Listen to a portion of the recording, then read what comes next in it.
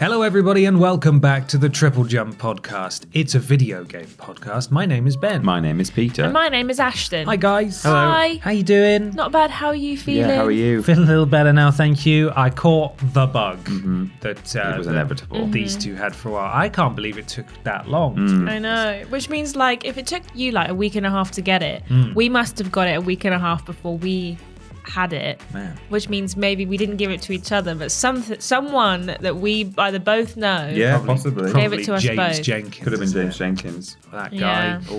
he's always in bins. Well, it was and stuff. actually, it was my birthday a week and a half before we all got Oh, sick. man, So that's maybe true. someone at my Yeah. birthday got us unwell. Could have been. That's right. I wasn't there very long. So maybe Yeah. when you guys all shared the ceremonial ice we all lolly or had whatever it was. a that big you- kiss. When there was a big orgy. when the big kiss happened at Yeah. the end. That'll I be sadly it. missed. Yeah. Really interesting. Anyway, yeah, I feel a lot better now, thank you. Good. Cycling uphill to work this morning did nearly kill me. I wasn't, I don't think I was really ready for that. No. But yeah, feeling a lot better. A couple of days ago, I couldn't look at light sources or screens or anything. It was just my eyes felt like they were going to pop. But yeah, we live and we're here. We carry on. And that's what matters. Yeah. To talk about video games. They're not going to talk about themselves. They're not. That's No, for they're sure. not. And no one else talks about them. No, it's only us.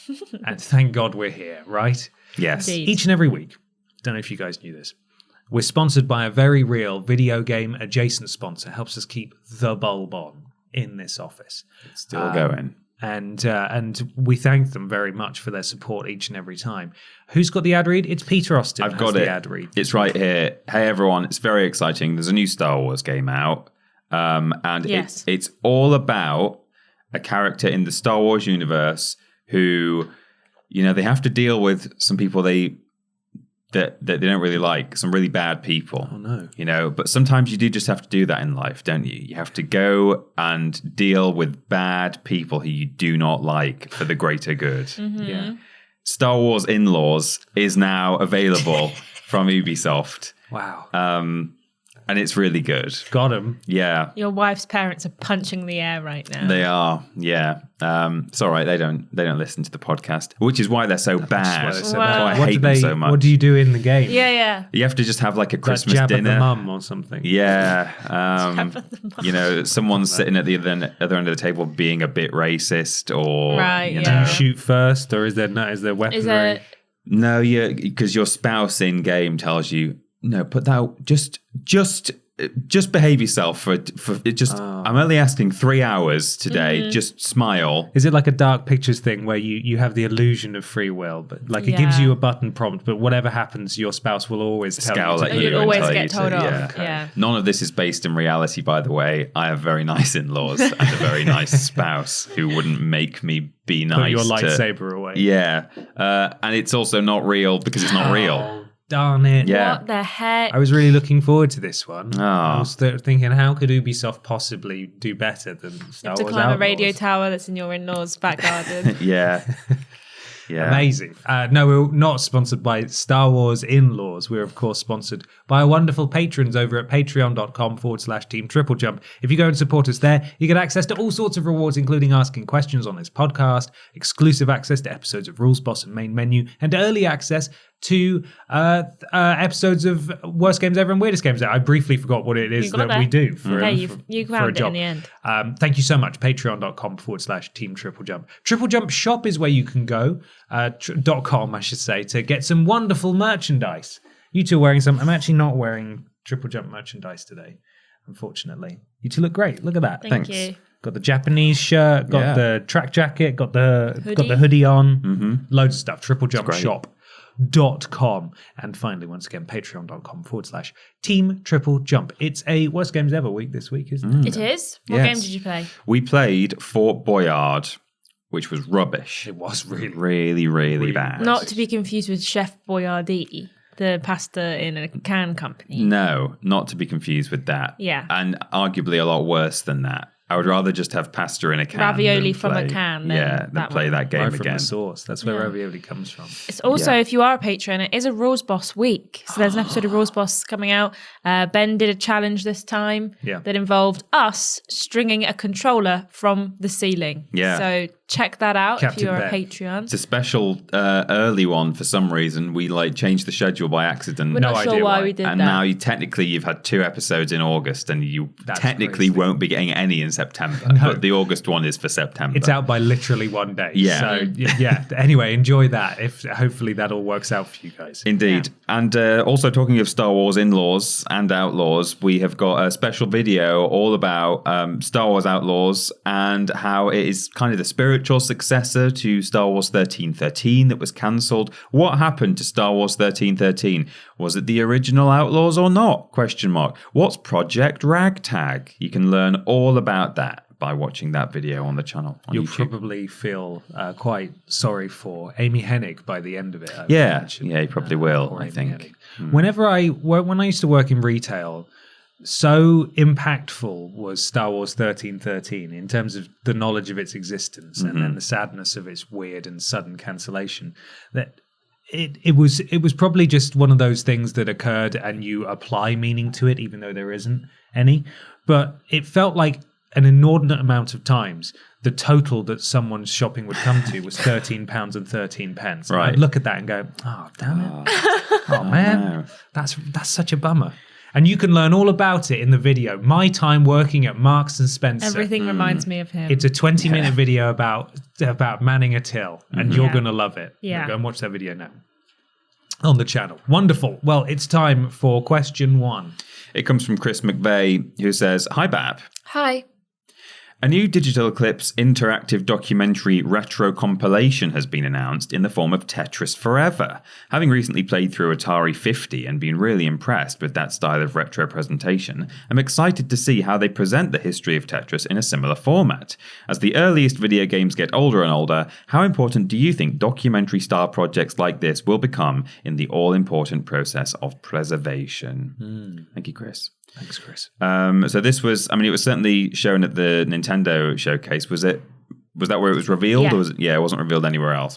It looks super interesting. If you're a big Tetris fan, there's lots to go at there. There was also that, I think it's a new thing where the style changes as you're playing. Yeah, it's called Tetris Time Warp. Yeah, which is a fun thing. So I think these things are great. I have recently played a couple of limited run games. The Tomba one had loads and loads of concept art and stuff on there. All right, not documentary, but that's important to see things like that and for it to be preserved. And of course, the Beyond Good and Evil 20th Anniversary Edition had a huge... it wasn't a documentary in the sense that you don't just press play and watch the whole thing, but it was a huge gallery of not just assets and artwork, but like actual written information about, here's what we did and here's how this happened and this is where the office was. Here's some like camcorder footage of the time it flooded in Montpellier and like the whole ground floor was waist high with water. Really kind of fascinating stuff. And I do think that's, not only is it important for preservation, it's just super interesting to see things like that. So I think as games get older and older, if this is the only way that we're going to be able, sort of permitted to preserve certain games, then that's a good thing. There are games out there that have licensing issues that make it very difficult for them to do a remaster or a re-release or even a remake potentially. So if we can at least get some kind of documentary style material available. This is actually playable, this interactive documentary. So I guess that doesn't tie in with games that can't be re-released. But, in those instances where there is some kind of licensing issue, at least some kind of documentary that's not interactive even about that game would be better than nothing. So yeah, all sorts of stuff like this is very important. I think it's interesting, but I also think it's not something that like every game can do. No. Like you were saying, I think like a documentary is super important, and it's that's why I think there's so many brilliant videos on YouTube about like the history of things. We've done a few about certain games and stuff. Obviously, they're not necessarily as intricate. What's the word? In depth. Not in depth, but like involved with the actual companies behind the games that some of these actual documentaries are. However, I do like to see that we're getting a lot more collections of old games, and Nintendo have got quite a lot of these obviously on their NES and SNES. Like, I can't remember what they're called. Like is it NES Online or something? You know, like the collections of games that they have on Nintendo, which is great. And during the showcase, which we'll talk about in a minute, we did see a few kind of collections of games that are being brought back in the form of a collection. I said that a second ago. A collection of games. But yeah, I think it's great that this is happening, and I would love to see this with a couple of other games, but I don't imagine there is that many franchises of games that you could do this with things like Tetris, obviously it being so successful and so huge and so well known, and has got so many iterations of Tetris in different ways that it was created. I think that makes complete sense to do something with like that with Tetris. However, I don't think I could think of many other franchises or series of games that you could necessarily do this with. There might be like collections or like, you know, company collections, like the Capcom fighting collection thing that was announced during the Switch thing. But I do think that there's lots of ways you can compile these games, and there is lots of ways you can play them. I mean, oh my God, my brain's just gone completely blank. You know, the little console that we have in the cupboard next door, the retro Evercade. The Evercade, thank you. The Evercade and that team have got so many games that they've preserved in these little cassettes that you can play on the Evercade, which is brilliant and is another way to play the games rather than emulating them if that's not possible. But like you said, there is lots of licensing issues with some games, which is why emulating might be the only way you can play it.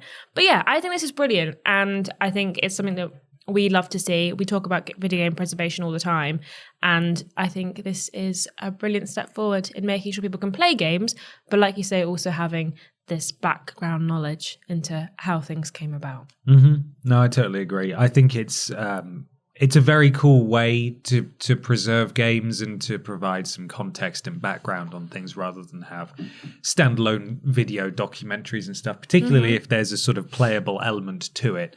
It would be nice to see other game series, as you said, Ashton, not every game can probably do this, but different game series give you the option to just play through them or play through them with essentially director's commentary over the top. Yeah. And I know that some games have done that historically in the past. I think BioShock maybe had like a director's commentary kind of reel that you could put on that would talk about certain parts of the game as and when you got to them. I'd never used that myself, but I'm fairly sure that exists. And WWE do something similar, albeit, you know, very different in their showcase modes that they've done in recent years. Do you know what's so crazy? What's that? This reminded me of that, and I was going to bring it up, but I thought, I don't know that much about it, and I was like, if I bring this up, I'm going to be like, I've never played it, but just heard Ben talk about it. So I was like, but I literally thought the exact same thing. Honestly, it's a really good approach where it like blends together, and you know, this isn't going to work, you know, 1-to-1 for video games, but it blends together footage of the real matches that you're playing through, and then it transforms it into in-game engine cutscene stuff, and you're playing through it. It has narration over the top from a relevant person, and then there's talking head bits in between levels. Like there's a way that you probably could do that. Selfishly, I'd love them to do this for games that I am personally very interested in, like Time Splitters. But considering that we can't even get a proper flipping remaster of Time Splitters, apparently that's impossible. It's been nearly 20 years since the last one came out, which is absolutely nuts. I don't think that's likely. Obviously, it's good that any of these games get this kind of treatment. I'd love for it to happen to a series that I'm actively interested in, but ultimately it's going to come down to money. And if a developer can just put out an older game on modern systems and then, hey, look, technically that's game preservation, it's there, it's available, that's great, you know, we'll always be happy with that. But to go the extra mile, to take the time to track down the people who were involved in the game originally and talk to them, get like a film crew in to put together some bespoke stuff, it's a lot of effort. So I applaud the extra work that's clearly gone into this, and it's great to see. And I'd love to see it in more stuff, but unfortunately, I don't think it's going to be very viable for most places, even if they do have the budget for it. Yeah. Like, you think Activision's going to bother with this? Yeah. Like, no. Absolutely not. But it's cool to see. Really, really, really happy to see this kind of stuff continue to be put out there at presumably such a high quality as well. Yeah, I think I sort of answered Chris's question just as though he said, do you think this is a good thing? Which, yes, I do. But how important do you think this will become in the process of preservation? Yeah, I don't think it's actually likely to become a very popular and frequent thing, unfortunately, because it is a fun kind of format to do these things in. Well, now it's time for a brand new segment that we are calling What We Playin.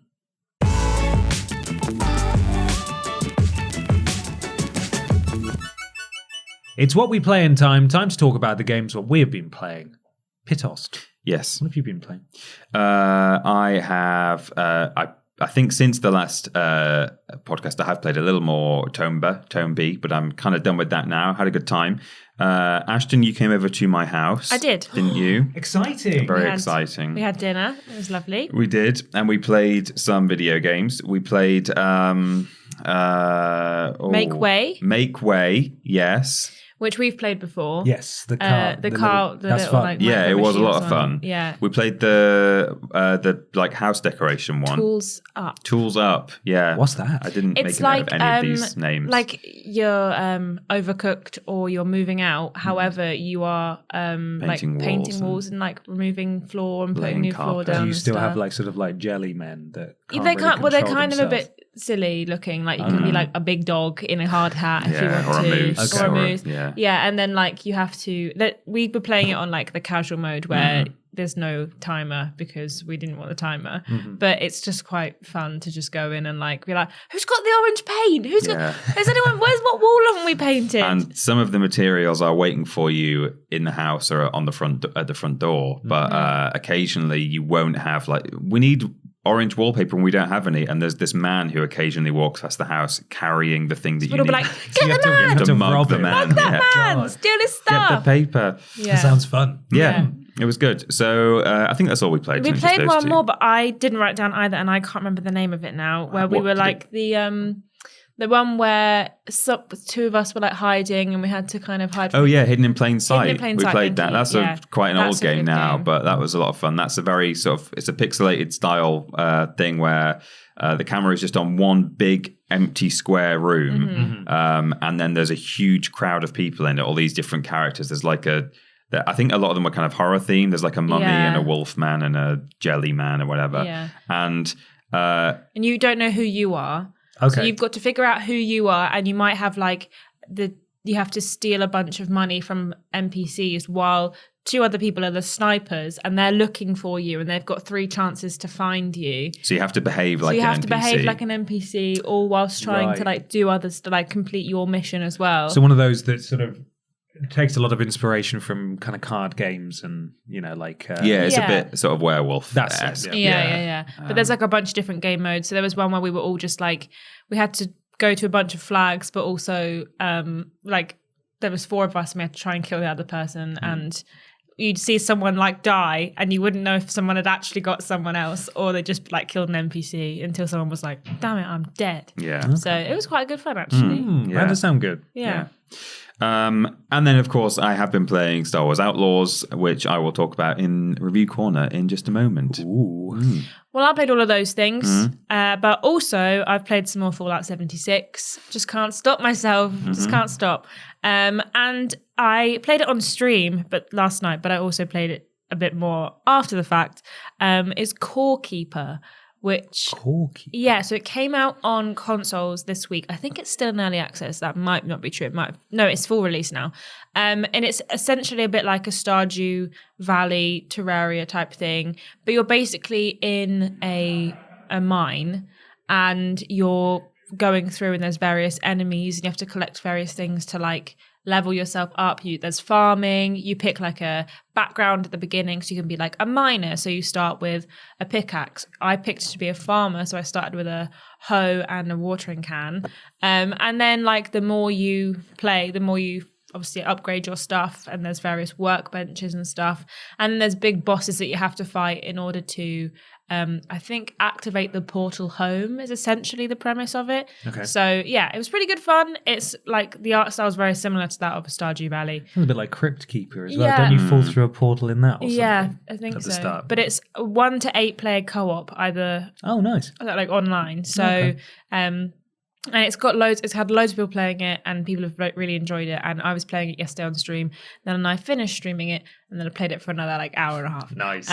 Because it's good fun and very like chilled. You're just wandering around, and you do get killed by mushrooms, or I got like absolutely annihilated by the first boss, which is like right by where I spawned for the first time. So it's just like this big slime that just keeps like slapping the ground. So I'm just kind of in my house just trying to like make myself some food, and it's just like slap, and I'm like, I need to move my house. I need to move away from this big Fallout slapping 76 man. all over again. Yeah, you have to move the house. Yeah. But yeah, that's good fun. So Lovely. having a good time on that one. Amazing. I played a few things. I can't remember if I said that I'd moved on to another.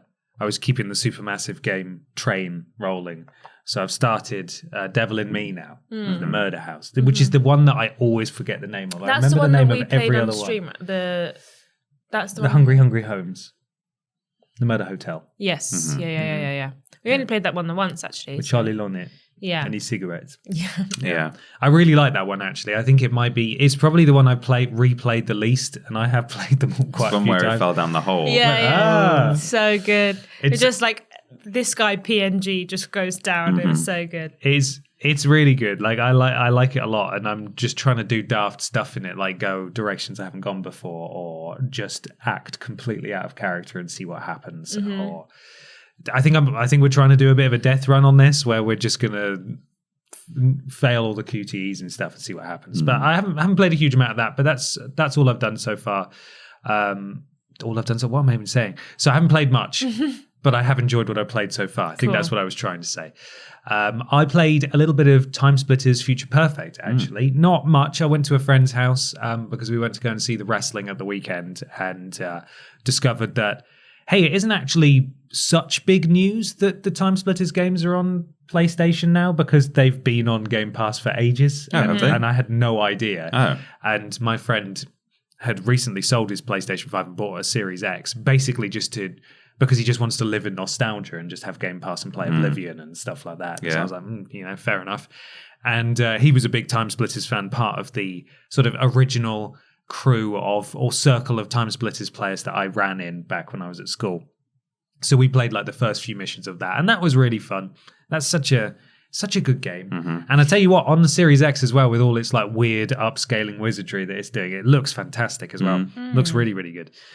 So that was fun. And when I was laying in bed feeling kind of sorry for myself this week, I really had an urge to play Borderlands 2. So I busted out the PlayStation Portal. That's so funny. We were talking this week about wanting to play Borderlands 2. Really?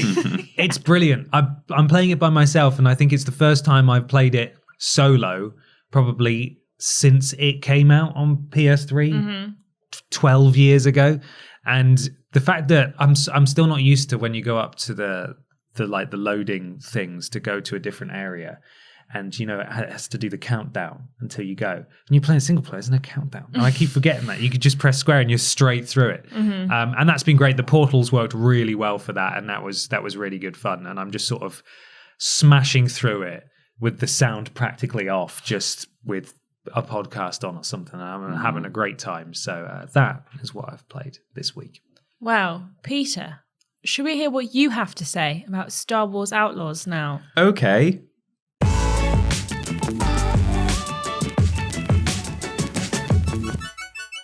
Well, hello and welcome to Review Corner. Thanks. Are you saying that to me or to them? To them. Oh. You guys were here obviously before because you were just listening, but we're in the Review Corner now. Yeah. So it's welcome in. Cool over here. Yeah. Peter, Yeah. you've been playing Star Wars Outlaws. I have. And I've been, so far, I've been really enjoying it. I've only played maybe 3 or 4 hours of it so far. And I'm aware that some people have been encountering bugs and all sorts of problems. Yeah. And I'm fortunate at the moment to have not really had any. I do have a few sort of minor complaints, which I'll get to. And it's worth addressing the controversy. In fact, the first thing it's worth saying is that this is technically a hashtag ad per ASA guidelines, because we were provided with this code. But we're just giving you our thoughts, and no money has changed hands. But it's also worth pointing out probably the most controversial part of this game's release, which is that You could pay however much to get early access. It was like £100 version of it. Was for the three days early access, or you could get it on Ubisoft's platform. I think that was also early access. And then a patch was released on I think the day before release day, and it's not out yet, so it's a few days before release day. Oh, that's true. It's still not out yet, is it? Yeah, so it's still a few days before. And unfortunately, people who had, I think, a certain version or maybe any version up to that point have had to restart their game after paying a lot of money for early access. And potentially having played 8 to 10 hours maybe of a it. lot, so that's not affected me. Fortunately, I didn't get my copy until yesterday time recording, which was around the time that patch went out. But anyway, that's worth pointing out. But if you, dear listener, have not yet played the game, that won't affect you going forward, because that patch is out now. But yeah, that's not a great part of the release, unfortunately. But anyway, the story, you play as Kay Vess, who is a kind of an up-and-coming scoundrel. And she's got a little creature called Nyx. I don't know what it is, actually. It kind of looks like an axolotl. It's like a little axolotl, but it's furry. Space axolotl. Yeah, exactly. And at some point, I assume I'm going to encounter the sexy robot that people were thirsting over. Don't really know why they're thirsting over him. He's just a droid with the jacket on. But he's got good vibes. He's got sexy good vibes. I've not yet encountered sexy robot, but you start the game trying to pull off a job, and it goes a bit wrong for you. You encounter someone who, let's say you get a bad reputation with a very powerful individual, and so that is going to be sort of chasing you through the game, I imagine.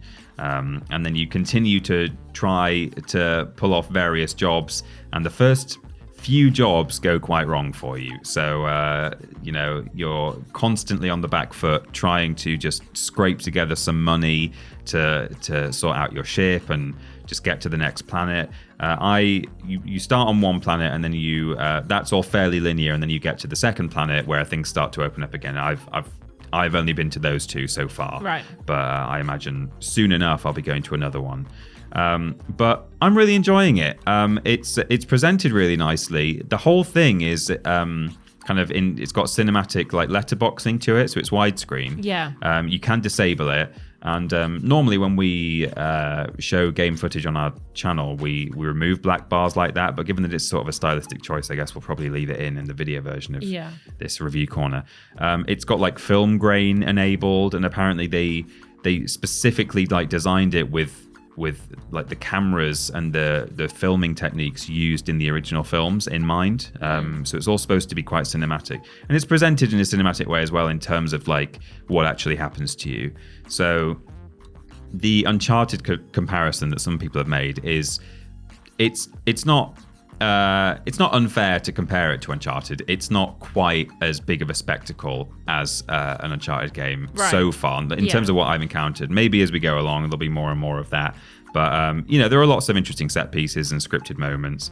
But I think the most enjoyable part for me, certainly as a Star Wars fan so far, is just wandering around these worlds that are they're packed with detail, and there's all sorts of things you can do. There's little animals running around in the streets and stuff, and you can pet most of them. There's loads of different recognizable races of characters. People are everywhere you go. People are talking about rumors and people fighting in the street and people trying to sell you stuff, and there's all sorts going on. So the world to me feels really alive, and it's just a nice thing to explore, and there's always something to look at. I found myself just constantly stopping and looking at things rather than going for my objective, which that's no bad thing, I guess. Does it feel like a Ubisoft game? Does it have those typical Ubi World situations happening, or is it somewhat removed from that? Yeah, to me at the moment, it doesn't feel super Ubi Worldy. Again, I don't know if more and more mechanics are going to be introduced as I go, but I've not had to do any kind of equivalent to climbing towers yet.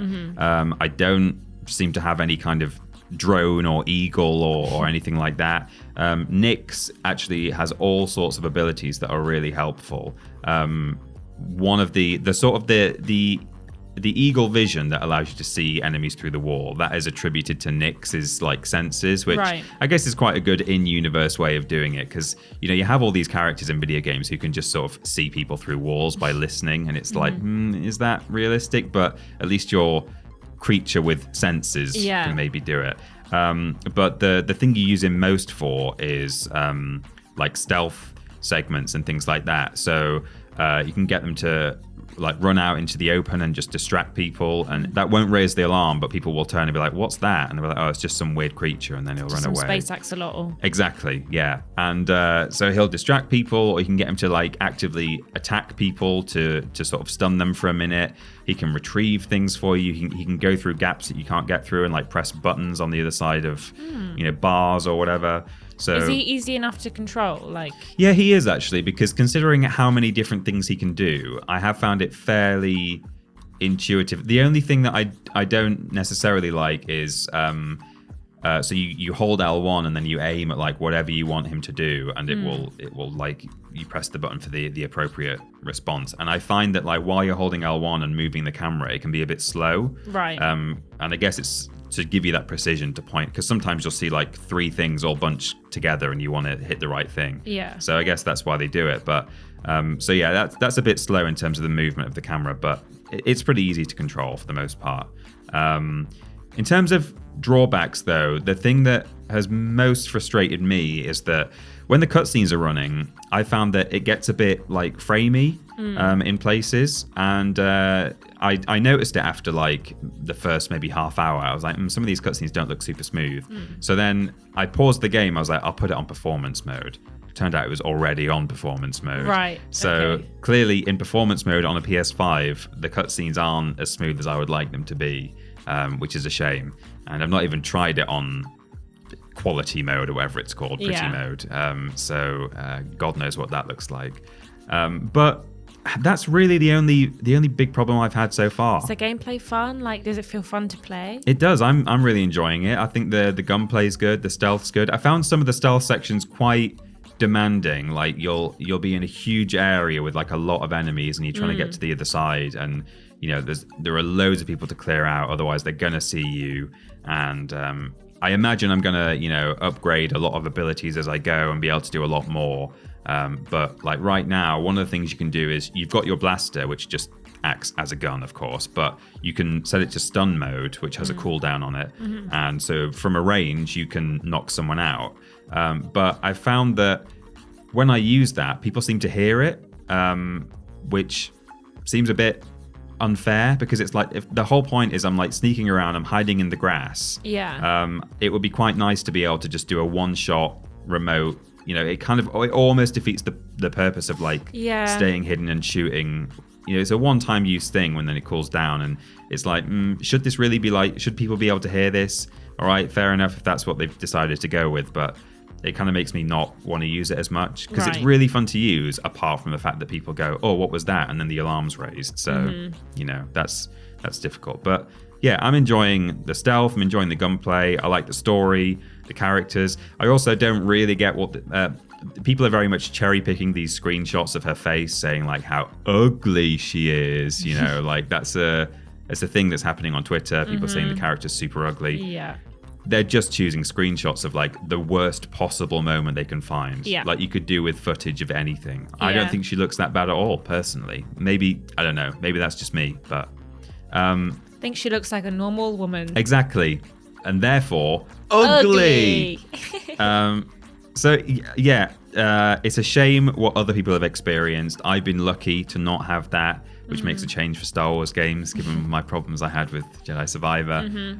So for me, on a personal level, I'm really enjoying it, and I've been fortunate. And yeah, the only real complaint so far has been the frame rate in cutscenes, but there's still a lot for me to kind of unlock and explore. I've not done any flying of my ship yet, really. There's clearly a whole load of characters and locations and abilities to unlock. So maybe as we go on, I'll find more things that irritate me. But right now, I'm having a good time with the first few hours. So lovely. Yeah. Well, thank you, Peter. You're welcome. And now it's time to find out what games are coming out next month.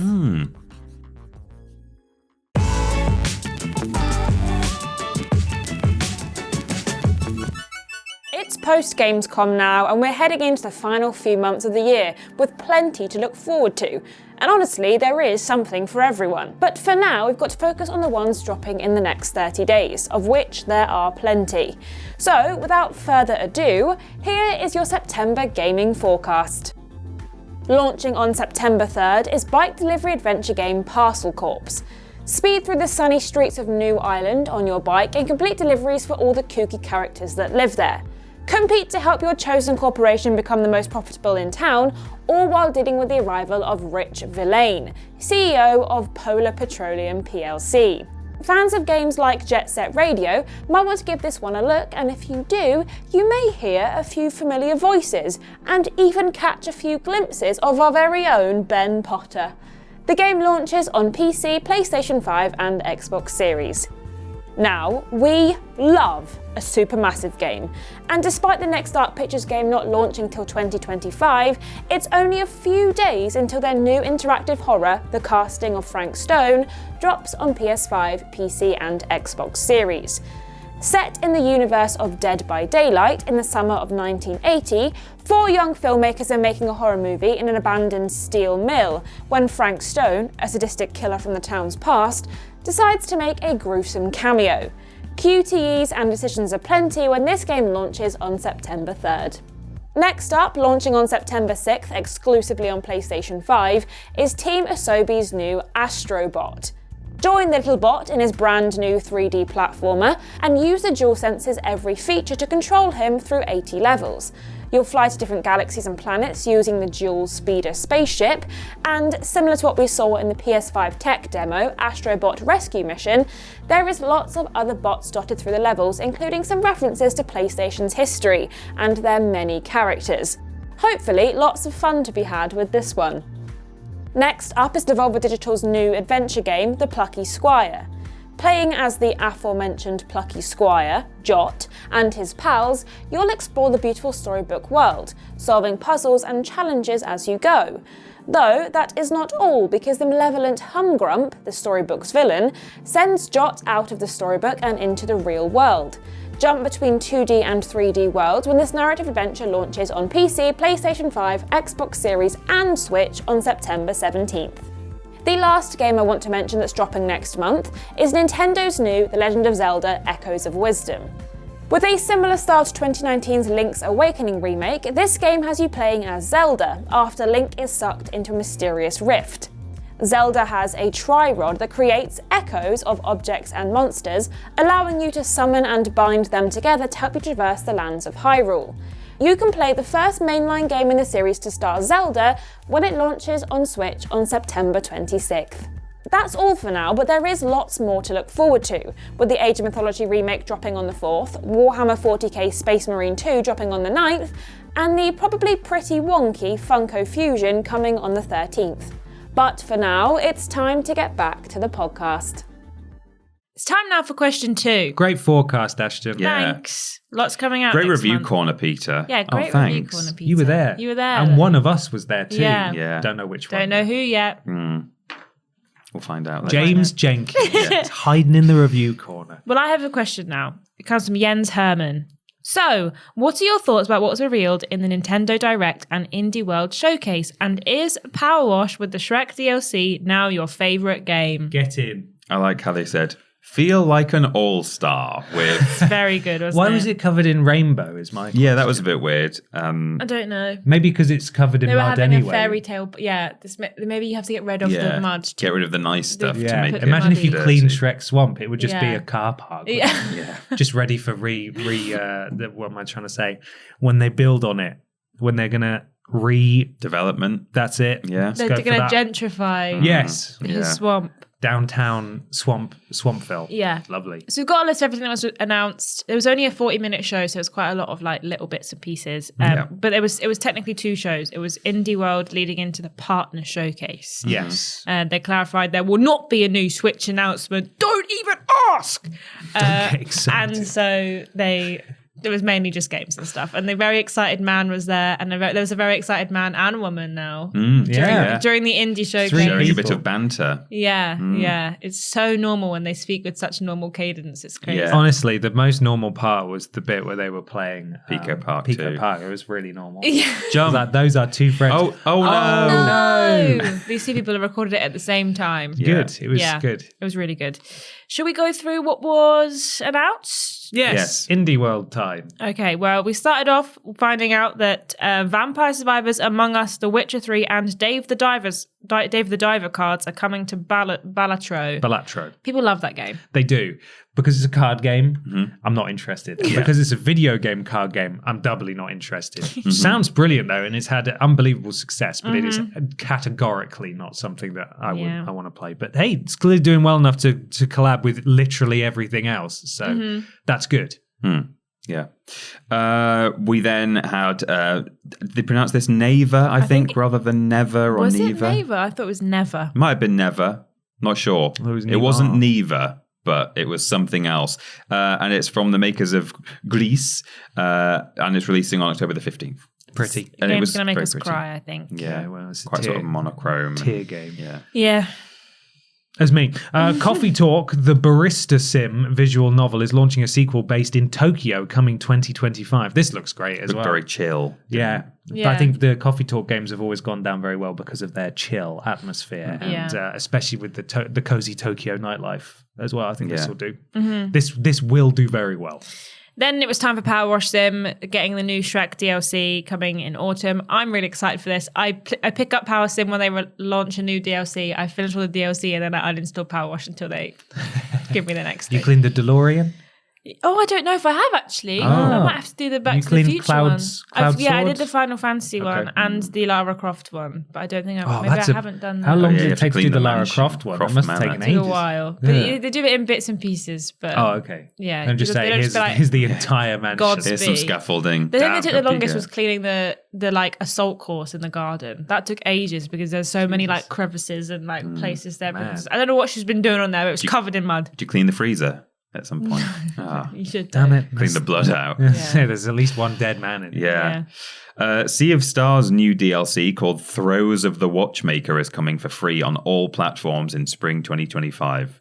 There was a lot that I've immediately forgotten about. Yeah, we just watched it Yeah. before because there was we were just both a off. lot of, well, I call it filler. I mean, other people I'm sure were going, wow. I mean, Sea of Stars is quite famously a very good game. Yeah, no, I mean, it's not, I'm not. But it's just not for you. I'm not saying quality wise even, but I'm saying, yeah, for me, it's stuff that my eyes glaze over because I'm like, this is not for me. You know, irrespective of whether or not it's a good game. There was definitely one of those anime games later on where every line that was uttered was just like a catchphrase or sort of a cliche, like, you underestimate my power. It's like, come There on. was one where I was like, what are you flying up there for?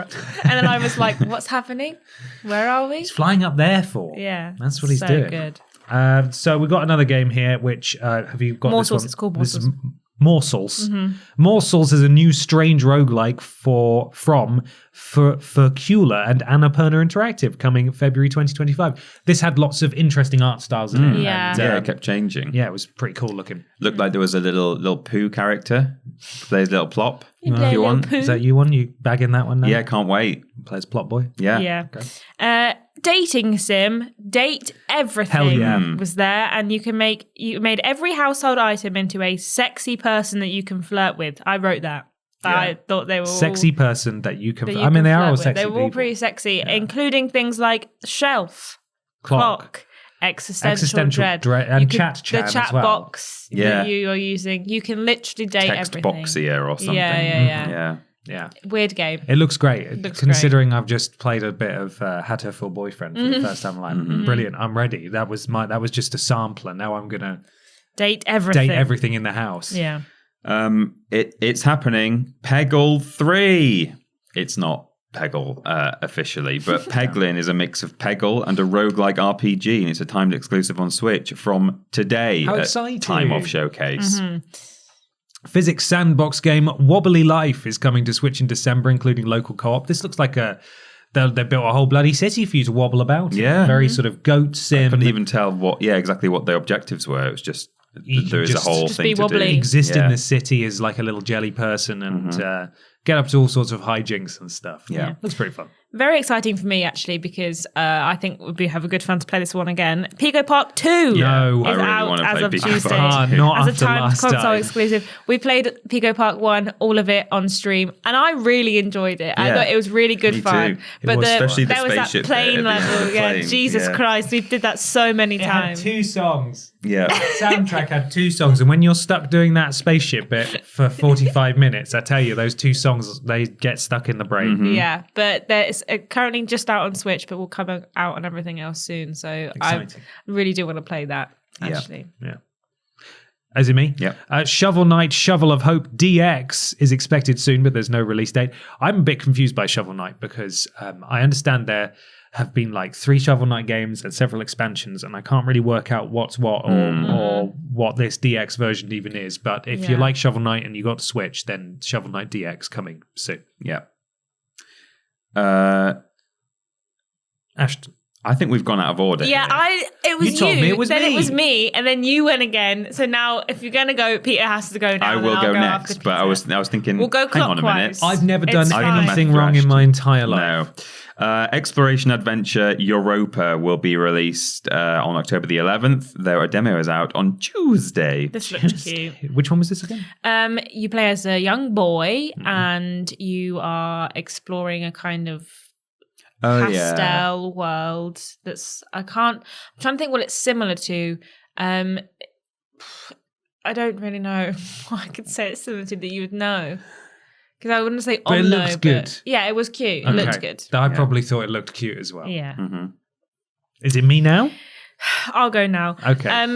Cuisinia, or something like that, or Cuisiner. Cuisiner. A restaurant-running dungeon crawler where everyone is an animal is releasing on January 28th. This looked pretty cute as well. You have like a restaurant that you are in charge of, putting tables down, that kind of thing. That side of restaurant thing. And then also you're running around a dungeon and like killing enemies and trying to get stuff for your restaurant. So looked cute. Now you go. Now me go. And then is it you again? No, we're going to go round. We're going the other way now. clockwise now. Okay, this is good. On Your Tail, a narrative mystery life sim game launches on November the 21st. This is the one with the furries in it. Yeah. Yeah. Yeah. It's the furry one. She was riding a bike. Yeah. She's going down some stairs. And then at one point it completely changed art style and it was like 2D characters on a thing. Oh, right. It was weird. But it looked, This will find a crowd. Oh, yeah. I'm sure it will. It's already got a crowd. They'll be pretty thrilled Yeah. about it, sure.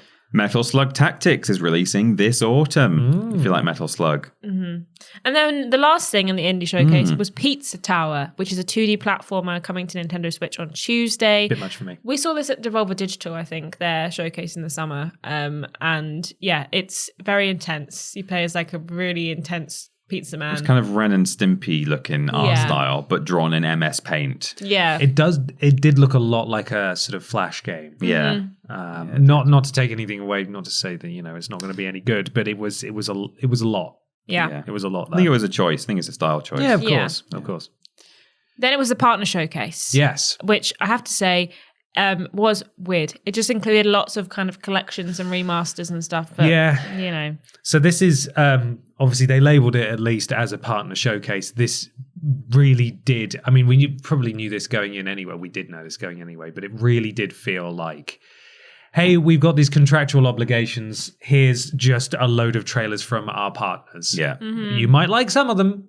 Yeah. Here we go. Yeah. And so there was just a lot of stuff that might not be that exciting. Yeah. Your first, Ben. First up was Tetris Forever and NES Tetris, a collection of classic Tetris games along with a new game, Tetris Time Warp, I wrote a new that game brings again. other Tetris Jesus battles from Christ. different eras, and it's due to launch this year. We talked about this earlier in the podcast. We did. Then it was Star Overdrive. Speed into the unknown in Star Overdrive. Battle and explore a vast world where creativity is key to overcoming challenges. It's expected out next year. Nice. That was the quote in the description of the video.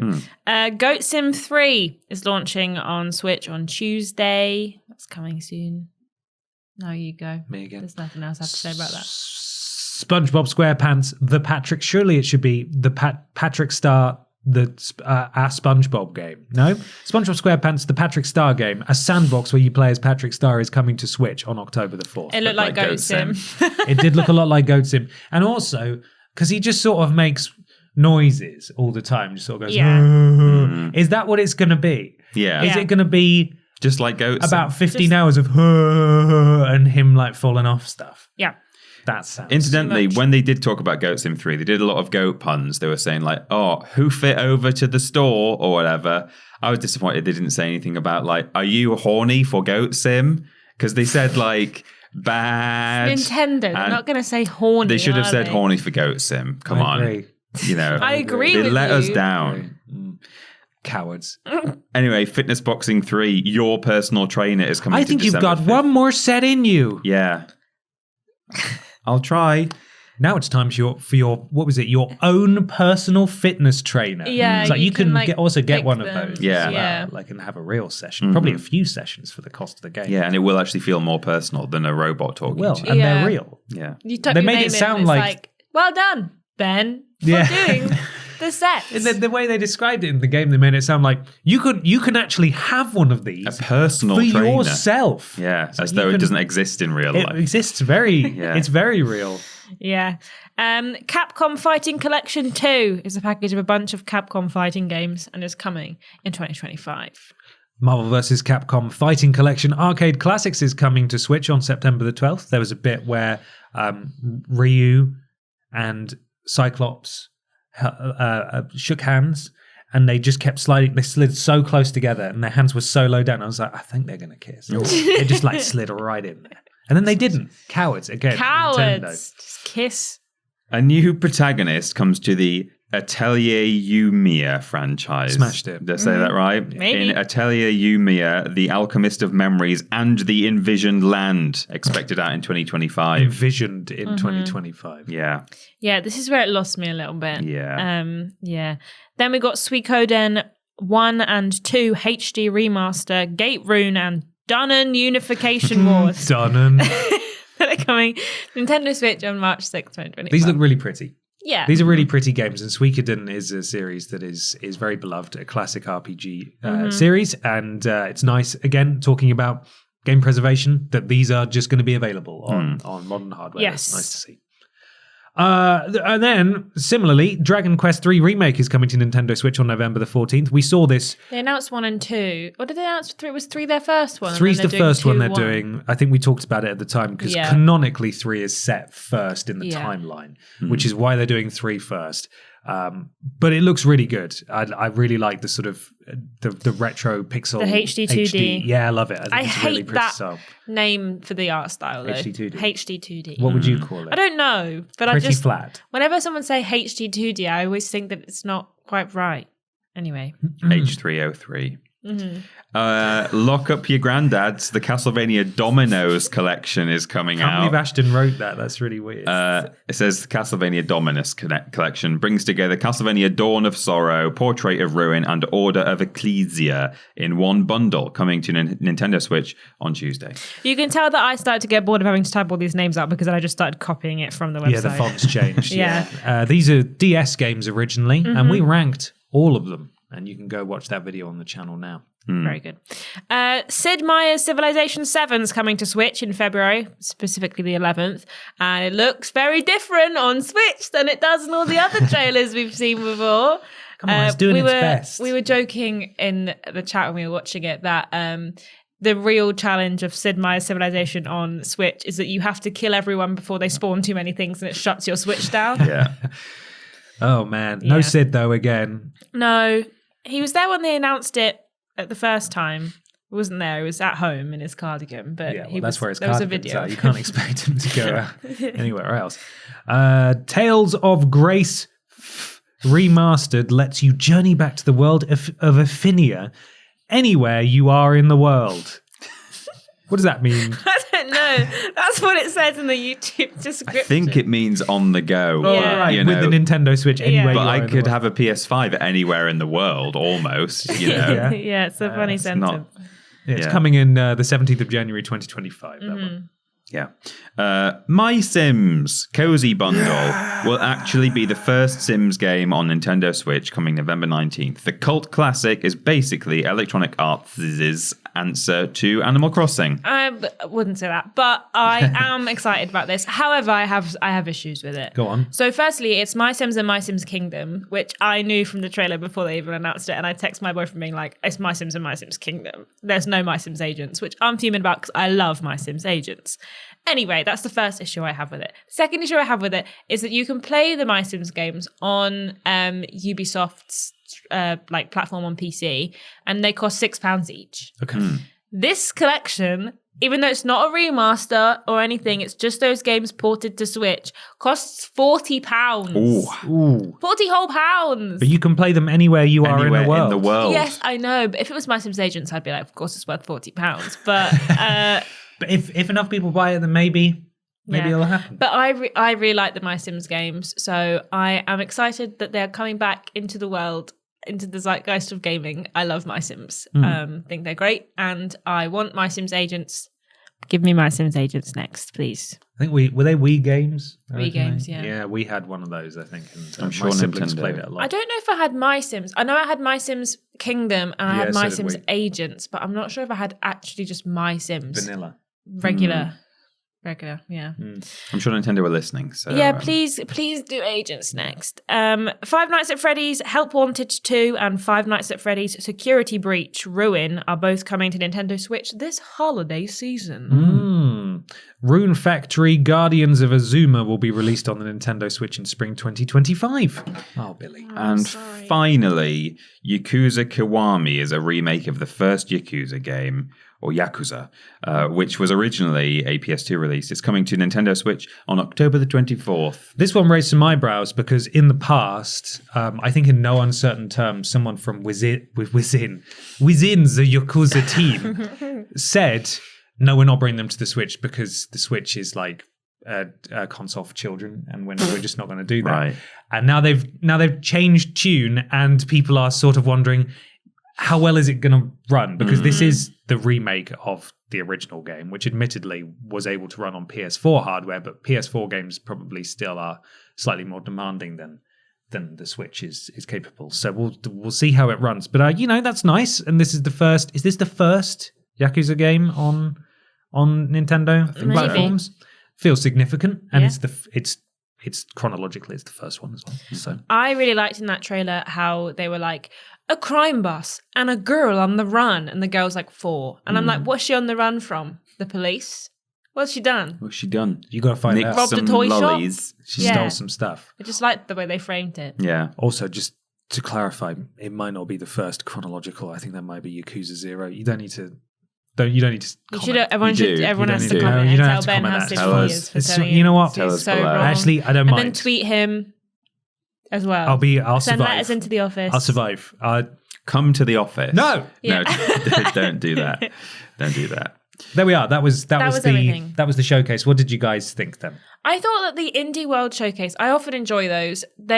We kind of have a bit of a running joke when it comes to the Indie World Showcases, because there was one that was literally like farming sim after farming sim after farming sim. So now we have a running joke that like, oh, how many farming sims will we see? And actually today it was none. I think that the Indie World... one. He had the legendary parasol that conjured water. Remember? Oh, yeah. Yeah, true. That's true. Did we talk about that one? I don't know if that one was. I'm not sure. But yeah, I think that like the Indie World Showcase was interesting, and we got a lot of looks at the kind of really unique looking games.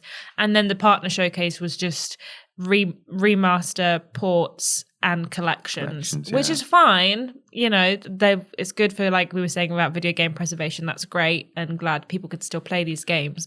However, it's just one of those things that make you kind of feel really a lot more like, oh, guys, there's nothing new. There's nothing new coming out. No one's releasing anything new. Everything's just old now. And we had this conversation, I think, after one of the showcases a little while ago, that it just feels like everything is a sequel or a remake or a remaster or something that's already out before. There's not many new games coming out, which obviously isn't the case because the Indie Showcase had a lot of new games, but it did definitely feel like we were just sticking the word remaster on the end of things now and calling it a day. So, yeah.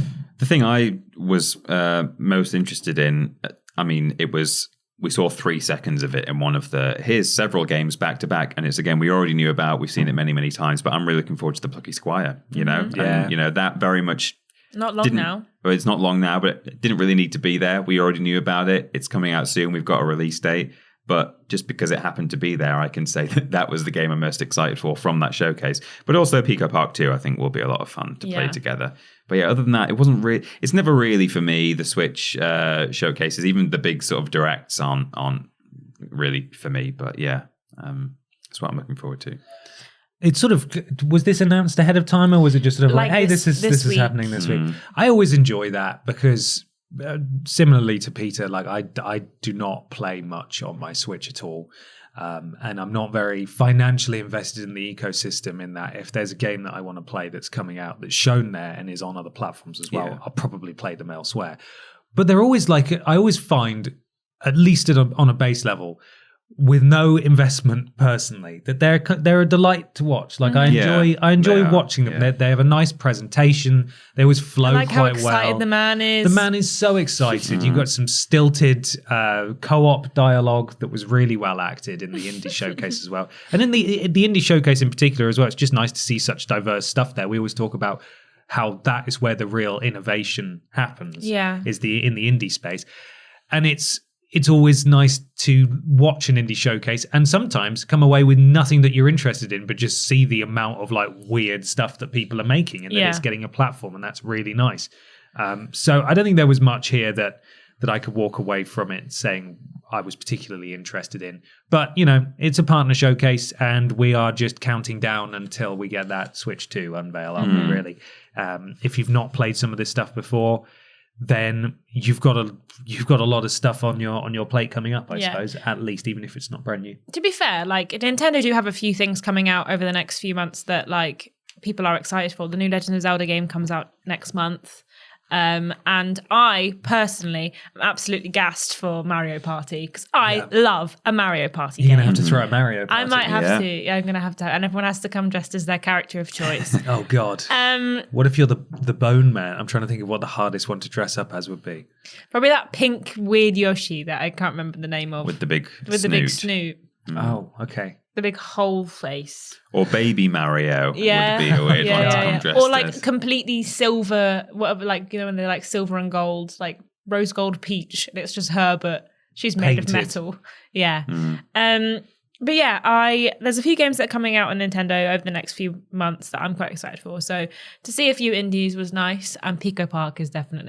I love Pico Park, so I'm excited that they're making a second one. I thought maybe they're just going to be like, it's coming to Switch. I hadn't realized that it was a new one, so I was very excited. Yeah, I thought that at first, and then I realized I don't remember a level where we were tied together. So then I was like, okay, this might be new. Yeah, and then I am excited about My Sims. I just wish it wasn't £40 for a port. But hey, maybe I'll give it a go eventually. It's just expensive, man. If it wasn't expensive, though, that would be a bit strange, wouldn't it? It would be a bit peculiar, and it would probably make the headlines. It would, which would make it weird news.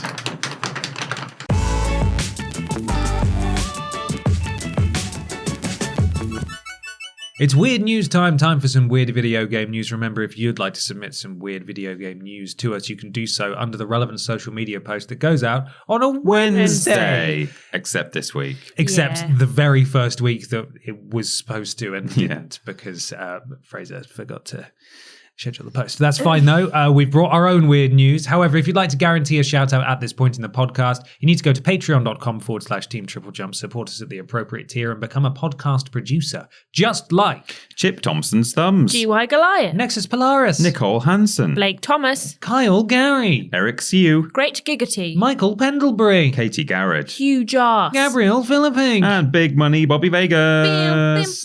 Wow. What you got, Peter? I've got some weird news here that was submitted by Peter Austin, top fan. Whoa. Relation? No relation. Question mark? Dunno. Am I my own relation? That's a deep philosophical question. On a biological level. Yeah. It's PCGamer.com. We value your privacy. Agree to all cookies. Whoa. Whoa. This guy has told them what he had for breakfast. Mm-hmm. Yum yum. Deadlock wins the award for best placeholder UI text I've ever read, with this one-line character bio calling one of its heroes an a-hole. That's the headline. Okay. Cool. That's most of the story. It's written by Lincoln Carpenter. And here we go. Now that Valve is acknowledging that, okay, yes, Deadlock exists, we're free to discuss its excellent vibes. A major piece of the hero shooter's MOBA...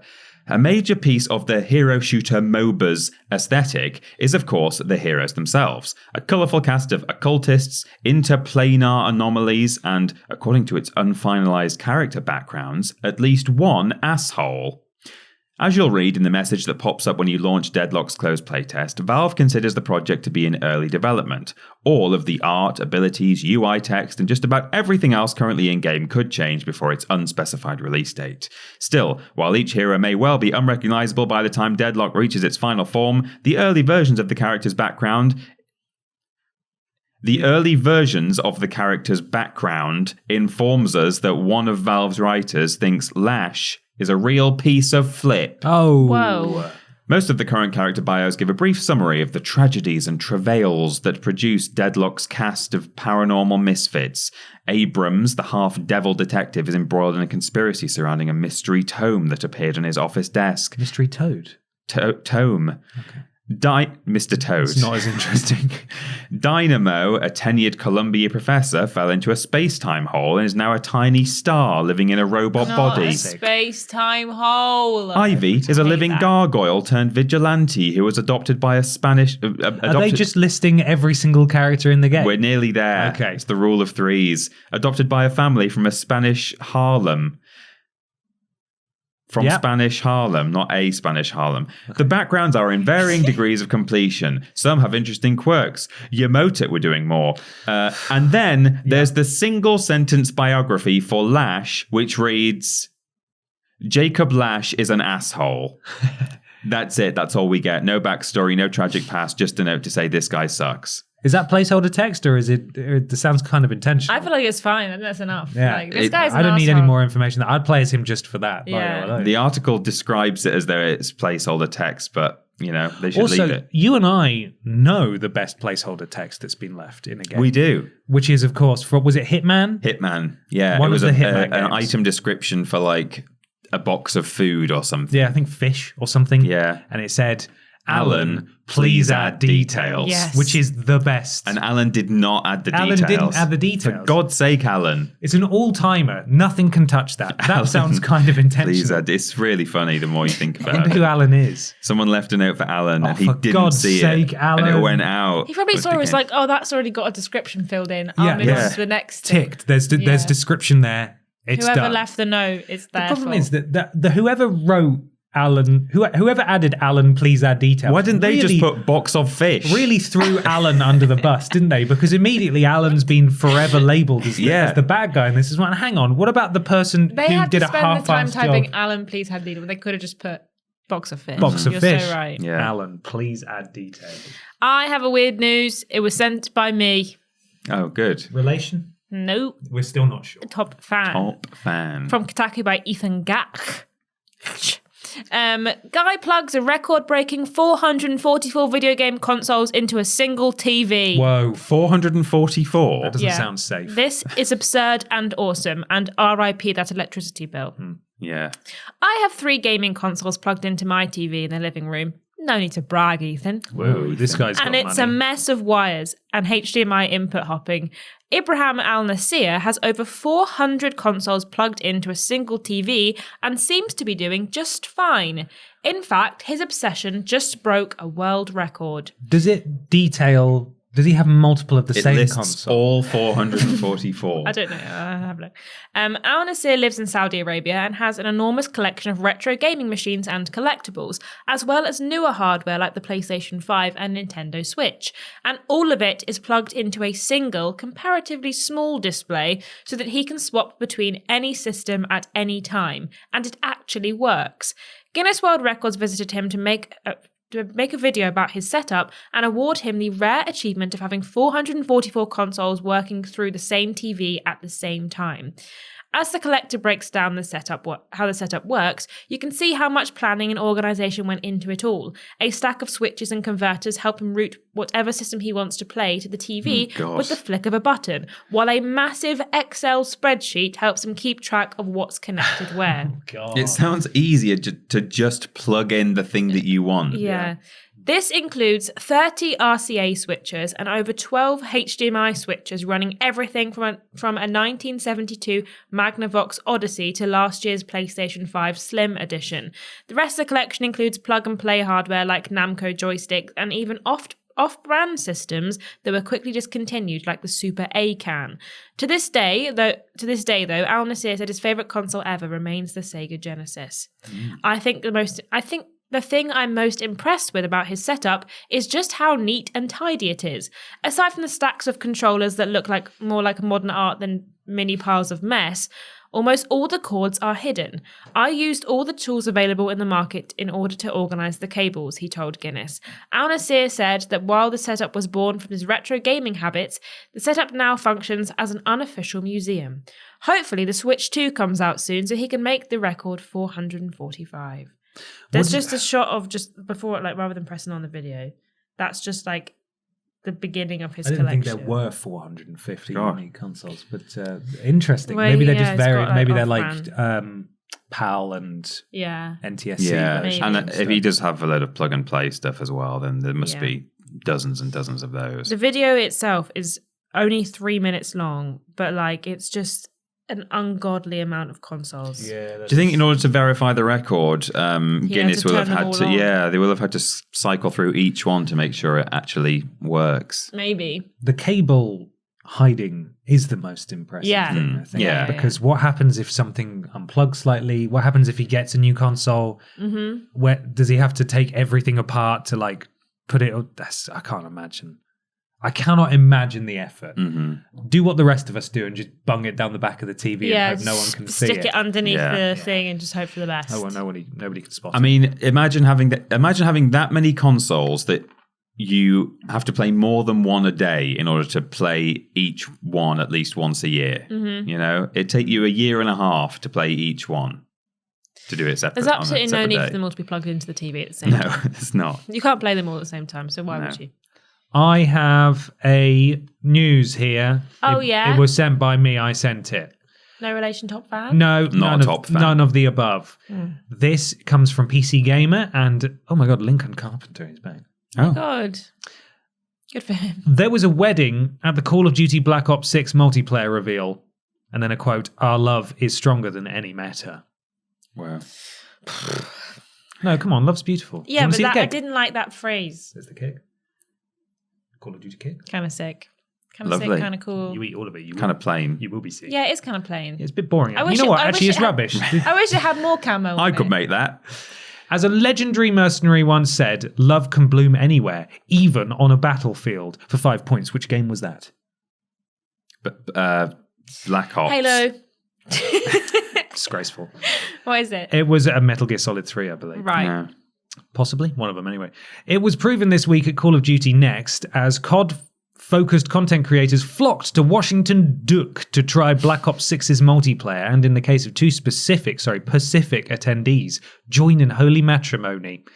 Last night, a crowd convened outside the Call of Duty Next venues to witness the wedding of Brad, the Call of Duty DJ, and Chloe Jagger, two streamers whose love's I was love laughing is at his beautiful. name. Two streamers whose romance began, as all great loves do, with a chance meeting during a fateful Call of Duty match. Chloe, I have adored you since the first lobby we met, Brad told his bride.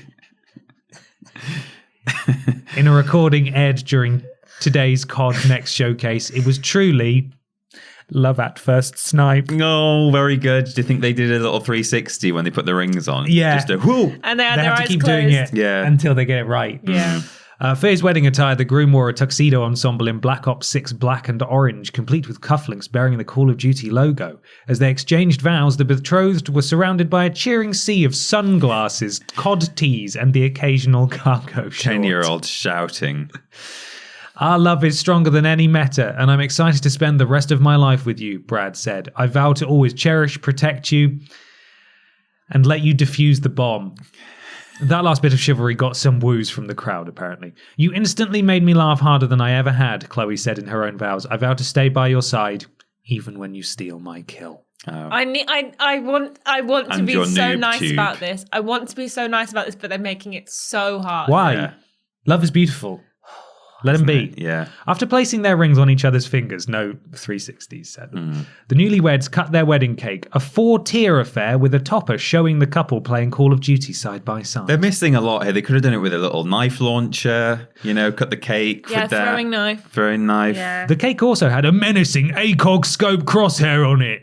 I'm unsure if that's communicating somebody's aiming at the cake, or if the cake itself is a long-range firearm. It wasn't very menacing. The Call of Duty logo's on there too. Nothing says matrimonial bliss like franchise branding.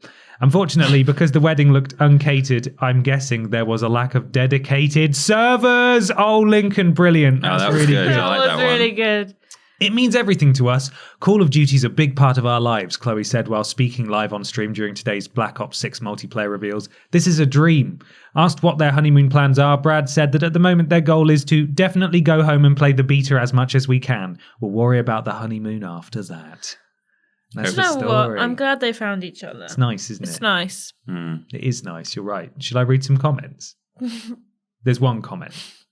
And it says, congratulations on your holy matrimony. it said, "Oh, this is cool." Okay. There you are, nothing nasty.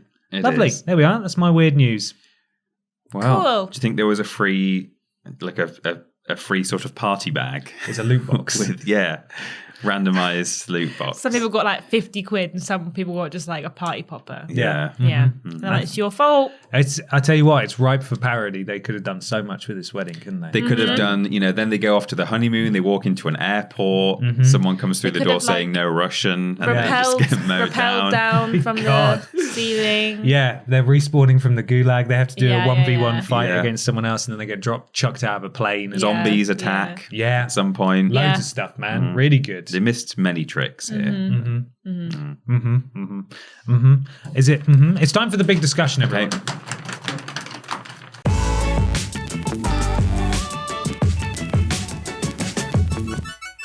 It's big discussion time. Time for the big video game discussion that this week comes courtesy of Large Money Robert Las Vegas. There we are. I got it right. In the Yeah. end. Large cash, Robert. Precisely. Large Roberts is quite rude, actually. I'm sorry, Bobby. This is the big discussion, and Big Money Bobby Vegas asks, "Hi, Bab. Concord released this week to middling reviews, with many summarising the game as fine, but as a fine but unremarkable hero shooter. Given that this seems to be a common summary of many hero shooters, is the genre becoming oversaturated? Yes. What would you do to give?" Okay, well, thanks so much for listening. Welcome to everybody. the small discussion. What would you do to give the genre a shot in the arm? Or is the hero shooter best shot in the bin? Into the bin. Wishing you investment tips from well-informed sources, BMBV. Thank you, Big Money Bobby Vegas. Thank you very Thank much. you.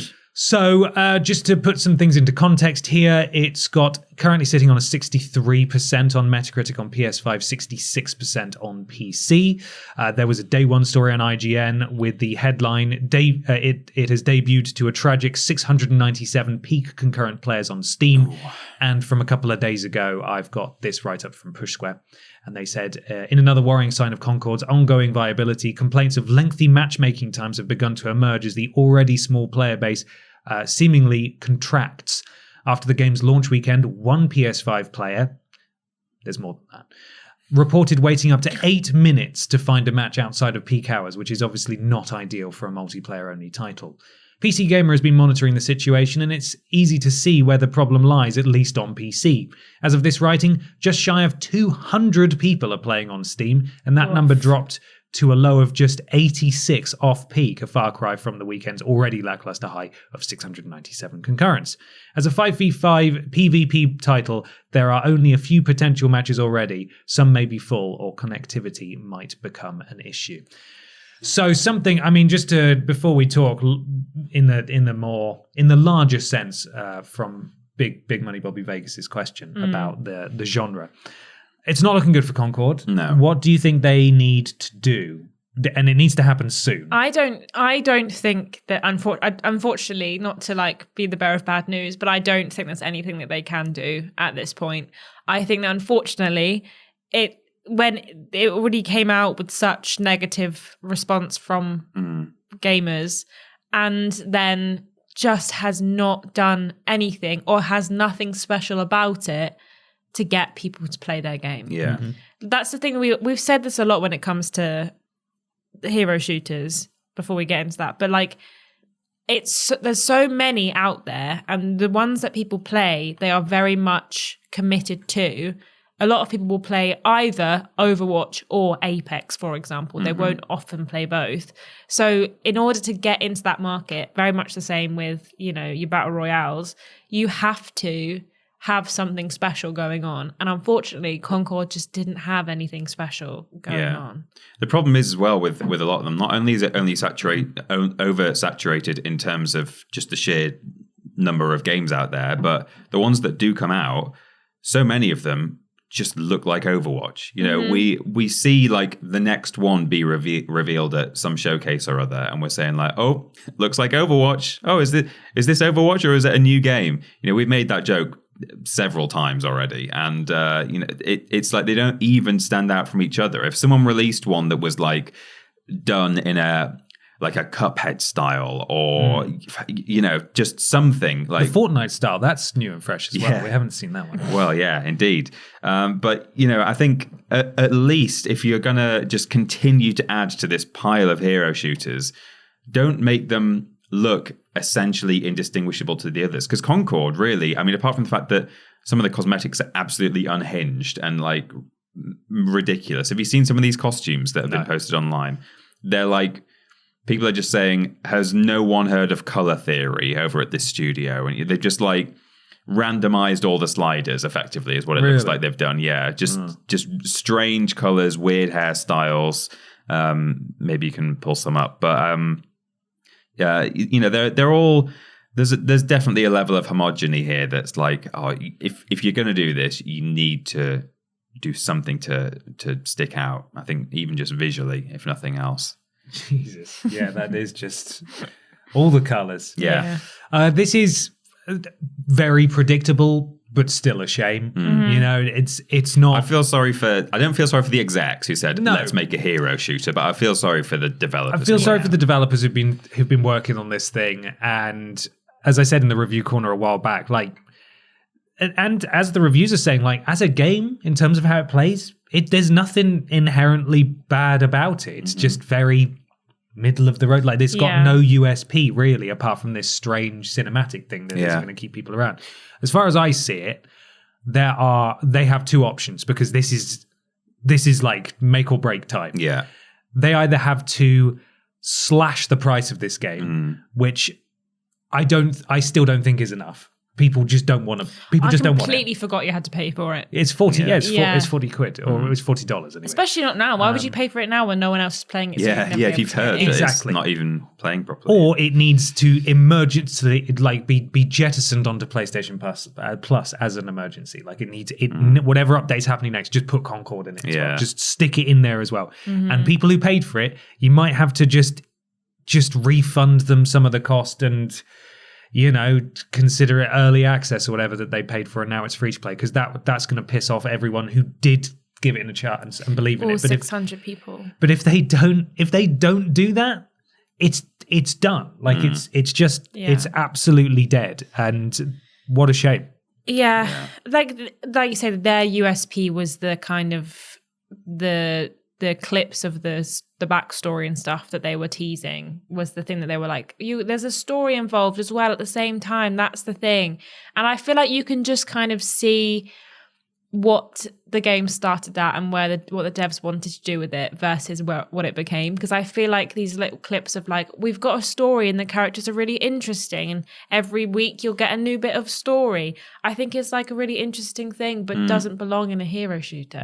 We saw Overwatch, they do something very similar with their characters. They were putting all of these clips on YouTube, like these really interesting. And like, I think the most interesting thing about Overwatch is the character like movies that they made. I think it's why TF2 did as well as it did as well back Yeah. in the, well, I think actually there were a lot of reasons why Team Fortress did well, but yeah, people liked those clips that went out as well. Yeah, and I think maybe Concord could have done that, and that's what they were aiming to do, but it just wasn't enough. Yeah. It's a very clear-cut case of just trend chasing. This is... Yeah. We've spoken ad nauseum about how we sincerely hope PlayStation are at least abandoning some of their plans to make loads of live service games. Obviously, Helldivers 2 has done really well for them, which is probably going to bolster that opinion. But there's been a big change of leadership. It takes a very, very long time to turn a ship like this around. And there was some news stories coming out that Concord was in development for about 8 years, which is insane. And I felt like it really creeped up. Like I felt like I didn't know anything about Concord, and then suddenly Sony were just pushing it everywhere in the space of like a few weeks before it came out. Well, yeah, I mean, they announced it and then it was out within a month. Yeah. Yeah, which we've said before, like, oh, that's great, love that you do that. But there's been no like development of hype. It was just like they just threw on the trailer at the end of like I think it was their state of play or a showcase or something, and it was like, wow, that's nothing. It's also just not what people want from first party PlayStation. It just is not what people are after. No. So in my eyes, they've got to stick it on Plus and then say to hell with whatever cohesive universe they're trying to build, because clearly that is not engaging or interesting for people, and put bloody PlayStation characters in it. Yeah. Put some just like some skins where one of them looks a bit like Kratos now. Yeah. You know, like that Star Child one has a beard and he's still using a gun, but he looks like Kratos. That might do something like, because it's desperate time now. Yeah. Yeah. It's absolutely doomed unless they do something, you know, miraculous to try and change its fortunes. There's just so much ill will towards this game. Anyway, you need to make it free. You need to find something that gets people wanting to play. And that might be it. I'm not sure. It wouldn't interest me still, but there is a sizable community of players who like hero shooters, hence why PlayStation made one in the first place. So. Yeah. Well, it's funny you say about, you know, for example, put Kratos in it or a skin, because to answer the other part of Bobby Vegas' question, which is, you know, about the genre in general, not how to save Concord, but, you know, how to give the genre a shot in the arm. I mean, I don't want to give the genre a shot in the arm because I don't want for this to be more hero shooters, but to play devil's avocado, if I was the big hero shooter boss saying, how do we get this to work? I would suggest that maybe make one with a roster of established, well-known characters. Well, that's what Marvel Rivals yeah, is. it's not... And that's why people are excited about it. Like, I couldn't give a toss about a hero shooter, and neither could my boyfriend 95% of the time. He's like, oh, yeah, I'm actually really excited for Marvel Rivals because, like, it's going to be interesting. You've got all these different superheroes that you can play as, which I think is like you say, if you've got an established IP, then that's a good idea. You could do it with, like, the... You know, with the Nintendo family, I mean, I know they probably wouldn't want the guns. You could maybe make it a bit more sort of like they're shooting paint at each other or whatever. But you could do almost a Smash Bros. Style roster of Nintendo characters. You could do a PlayStation All-Stars one. And, you know, that's just console families, but you could do it within a specific IP as well. I mean, I'm trying to think of one off the top of my head, but you could do it with even like fighting game characters or anything you like. You know, you could get a Tekken hero shooter out. Again, wouldn't want to see any of these because I don't want more hero shooters, but that is one way I think that you could potentially release one with a bit more backing behind it in this oversaturated market. I definitely think there's way too many. And I also think that like a lot of them are really, really similar in terms of like the game modes are exactly the same. You have to stay with the payload and get it through an entire area to the other end while the other team tries to get it back the other way. And like, I do think that these games are fun in lots of ways, but we already have seen how established franchises like Overwatch, given what they did with Overwatch 2, can upset an entire sect of their audience and push them elsewhere. And this is like the iconic hero shooter. Everyone thinks of Overwatch when they think of hero shooters, and they messed it up. So I do think that, like, unfortunately, I feel like very much the same with live service and like what they called flipping Fortnite, you know, Battle Royale. Thank you. I literally said the word earlier and it just left my brain. like there's so many of them and you have to be something special. And I just don't think that a lot of the ones that are coming out or even being teased or probably being produced are doing anything special. They're playing it safe, which is what I think Concord did. They played it safe. They were like, let's do a hero shooter with this cast of colourful characters in a colourful world and do some videos about like who they are and what they're going to be like, because that's what worked for Overwatch, so surely it'll work for us. But if you've got nothing going for you, if you've got nothing that's going to draw you apart from the crowd, like you're the same art style that's very similar, or you're just a bunch of random made up characters no one's ever heard of. You've got the big tank guy, you've got like the robot, sword. The one with the sword. You know, if that's your whole bag, then you're just like, you've got nothing to offer anyone. It's very difficult. Feels like the genre might need a bit of a hard reset, because you're bang on in that unless you're something like a Marvel Rivals, you're just not going to get people's attention. And even though Overwatch has, pissed off its fan base over and over again, it is still the flag bearer, the standard bearer for that genre. And players have been conditioned that this genre, going back to Concord, should be free to play. And so if you're going into it charging, if you're looking to release one of these games, you can't really afford to be putting a price up front, which means then that you need to work out other ways to monetize it, which is just a whole other kettle of fish in terms of trying not to annoy or nickel and dime your player base right off the bat. Like, okay, well, we spent years making this thing, and now we know that if we release it, even for a quote unquote budget price, people will not be willing to do that. So how are we not going to annoy our fan base and our player base while still trying to get as much cash out of them as possible? It's a really, really tricky space to be in, and I don't know. I'm very much looking forward to whatever write-up is going to happen about Concord. It's like whatever Jason Schreier piece emerges about what on earth was the thinking behind the scenes, because it just does feel like own goal after own goal with this thing. I also think that an online-only 5v5 game mode is no longer enough to just... That can't be your whole game. Because like you said, there's so much going on. People were really excited when Overwatch were talking about doing kind of co-op missions where, they were part of a story missions, and then they bin that off, which I think was a huge shame, because the few like little seasonal ones that they did with Overwatch 1, I played through and I really enjoyed, and that's the only Overwatch I played apart from getting my ass kicked in one game, and I was like, this is terrible, I'm bad and everyone else is really good. But I think that those are really interesting, and if you give people the opportunity to play something offline as well as give the opportunity to play the 5v5. Yeah, okay, most people would probably just play the 5v5, but at least for when there's only 83 people playing your game, you've got things for people to do outside of just the 5v5s over and over again. And they don't have the same, it's very much the same with like COD multiplayer and the main story and the zombies mode. You give people other things to do.